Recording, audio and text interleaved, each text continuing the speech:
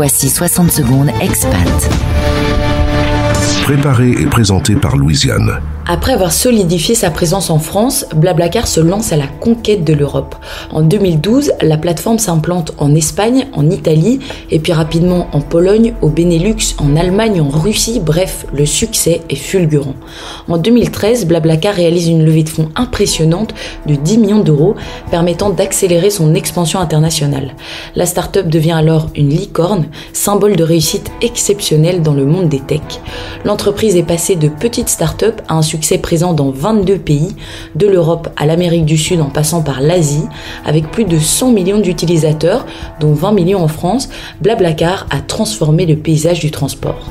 Frédéric Mazella, lui, s'est lancé dans de nouveaux projets. Il a souvent exprimé un intérêt pour l'écologie et une volonté de réduire la consommation des énergies fossiles. Il est à l'initiative de la plateforme Captain Cause, qui permet à des entreprises de faire des dons à des causes environnementales et sociétales en demandant l'avis de leurs clients. Il est également le président de France Digital, anime son émission Les Pionniers sur BFM Business et a coécrit le livre Mission Blablacar qui recense l'histoire du succès de l'entreprise.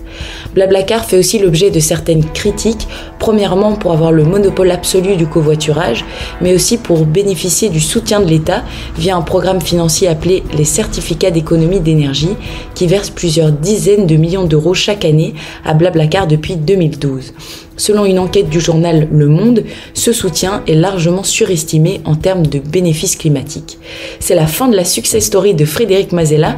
J'espère que les épisodes vous auront plu. Si vous voulez plus d'informations, rendez-vous à la version écrite. L'info des expats sur la première radio des Français dans le monde. Françaisdanslemonde.fr